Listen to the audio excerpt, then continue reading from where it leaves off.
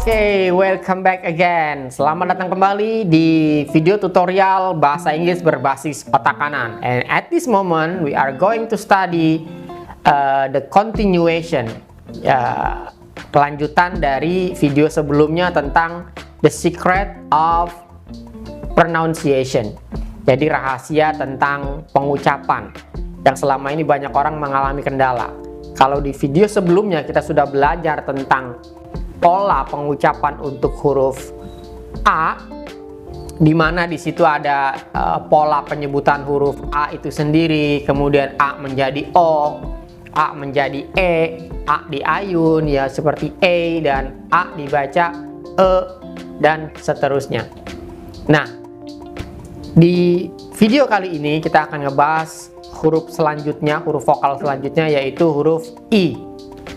Yang kita tahu dalam banyak studi dan banyak pelajaran, huruf I dibaca I.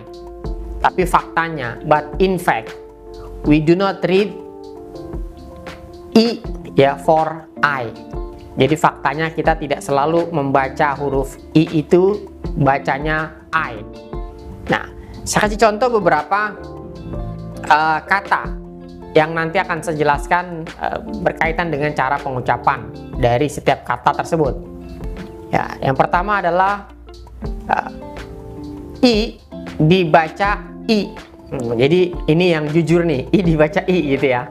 Nah, I dibaca I teman-teman, itu kalau dia berdiri sendiri. Ya, berdiri sendiri itu contohnya seperti apa nih? Contohnya nih, duduk, sit. Sit ya.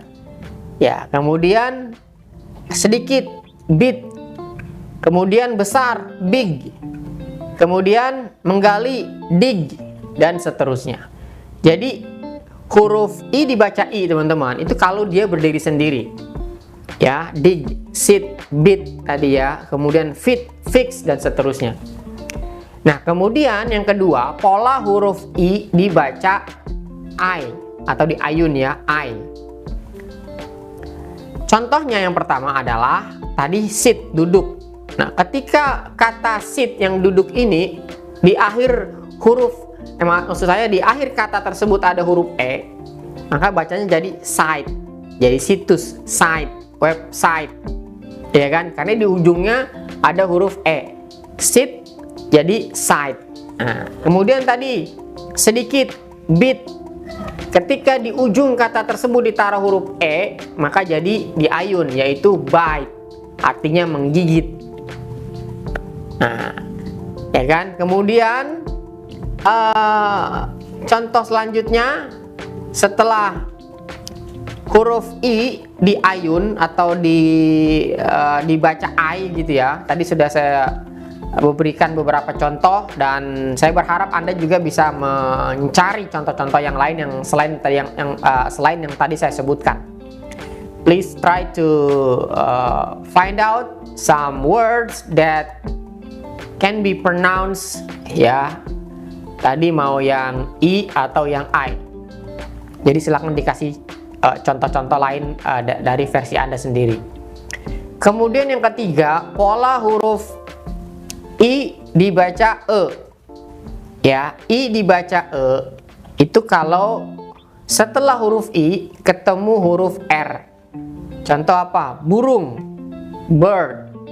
Pertama, first, ya kan? Bird, first. Kemudian apa lagi? Ketiga, third. Kemudian apa lagi? Kotor, dirty atau dirt, dan seterusnya. Jadi pola ketiga, huruf I dibaca E itu ketika ketemu di depannya huruf R. Oke? Nah, jadi huruf I itu ada 3 pola cara pengucapan. I dibaca I dibaca I, dan I dibaca E. Nah, teman-teman sudah dapat polanya nih. Jadi bisa dipastikan nanti ketika Anda baca satu kosakata, Anda sudah bisa menerka-nerka. Nih kira-kira I-nya dibaca apa nih? A dibaca I, dibaca I, atau dibaca E, dan seterusnya. Nah, jadi 2 kata sudah saya jelaskan ya, 2 huruf maksud saya sudah saya jelaskan bagaimana pola-pola penyebutannya di setiap kata yang berbeda. Nah, tadi A sudah, Ada 5 cara pengucapan, kemudian sekarang I ada 3 cara pengucapan dengan pola yang berbeda. Nah, kemudian yang ketiga, teman-teman, itu adalah huruf U. Yang kita tahu huruf U bacanya adalah U. A, I, U. U, ya. Nah, huruf U itu cara bacanya yang pertama, U dibaca A. Ya, jadi U dibaca A. Kapan U dibaca A? Nah, U dibaca A ya itu pada saat U-nya berdiri sendiri. Ya, seperti bat, shut, ya kan? Kemudian apa lagi? Under, ya. Nah, kemudian U dibaca di ayun ya, U, jadi U gitu. Ya, misalnya university. Ya, jadi dia memang ada beberapa pengecualian sih ya. U ya, university. Kemudian apa lagi tuh? U dibaca E. Ya, U dibaca E itu kalau dia ketemu huruf R. Ya, contoh kayak misalnya nurse, nurse, ya kan, nurse, kan tulisannya nurse kan, dibacanya nurse. Nah, itu huruf U. Kemudian berikutnya adalah E. Ya, huruf E ya itu dibaca yang pertama polanya adalah E dibaca I.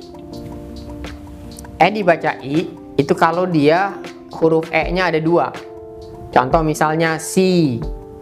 Kemudian meet, ya kan. Nah, jadi E-nya ada 2, maka dia dibaca huruf I. Nah, kemudian yang berikutnya huruf E dibaca E. Itu kalau berdiri sendiri. Misalnya meet tadi kan dibaca I karena ada 2 huruf. Sekarang meet jadi met. Untuk bentuk keduanya meet, met, met. Kemudian bed, ya kan. Kemudian set dan seterusnya. Nah, jadi huruf E dibaca I kalau ada 2 huruf double ya. Kemudian huruf E dibaca E kalau dia berdiri sendiri. Nah, kemudian huruf E itu dibaca U kalau dia ketemu huruf W. Misalnya new, su, ya, sew, ya kan. Nah, dan seterusnya. Jadi pola huruf E itu ada 3. Dibaca I, dibaca E, dan dibaca U. Nah, A, I, U, E. Nah, sekarang terakhir huruf O. Huruf O itu pola penyebutannya ada O dibaca O kalau berdiri sendiri seperti top. Ya, kemudian apalagi stop, top kan puncak, stop berhenti, dan seterusnya. Itu O dibaca O.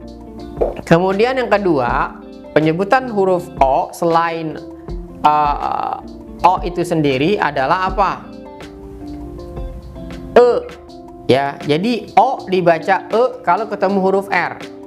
Misalnya dokter, ya kan, profesor, ya kan, dan seterusnya. Jadi O dibaca E. Nah, kemudian teman-teman, setelah teman-teman menguasai bagaimana pola-pola dari huruf vokal ini, nantinya teman-teman akan mulai bisa menerka nih kata ini dibacanya huruf apa, seperti apa bunyinya. Kalau teman-teman sudah tahu tadi pola dari A sampai O, A, I, U, E, O. Jadi ini penting banget teman-teman kita pahamin supaya kita pada saat penyebutan kita tidak usah takut, tidak usah ragu. Salah nggak apa-apa. The more you make mistake, the more you learn. Jadi semakin banyak kita bikin salah, semakin banyak kita belajar. Ya, remember that we learn from our mistake. Jadi kita belajar dari kesalahan kita. Jadi jangan pernah berharap belajar tidak pernah salah. Jadi jangan takut salah. Ucapkan saja. Ketika itu benar, berarti Anda meningkat kemampuannya. Tapi ketika itu salah, nggak apa-apa. Setelah itu Anda evaluate, Anda perbaikin apa yang salah dari apa yang Anda ucapkan. Jadi intinya untuk bisa melatih pengucapan ini, teman-teman, kita harus percaya diri. Kita nggak boleh takut salah. Jadi ucapkan saja. Tadi pola-polanya sudah saya sampaikan, ada 5. huruf vokal aja yang kita harus fokuskan untuk pronunciation atau penguasaan pengucapan.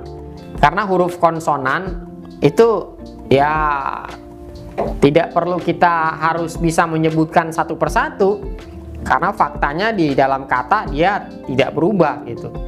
Contoh misalnya huruf D ya, di ya, itu kan dalam kata misalnya kan boneka doll ya kan tetap aja doll, enggak diol gitu ya. Jadi abaikan dulu huruf konsonan, fokus ke huruf vokal yang sudah saya jelaskan, 5 huruf vokal tersebut dengan polanya masing-masing. Mudah-mudahan ini bisa membantu teman-teman untuk melatih pronunciation dan ketemu pola-pola yang nanti akan menjadi rumusan bagi teman-teman ketika nanti membaca satu kosakata di buku, di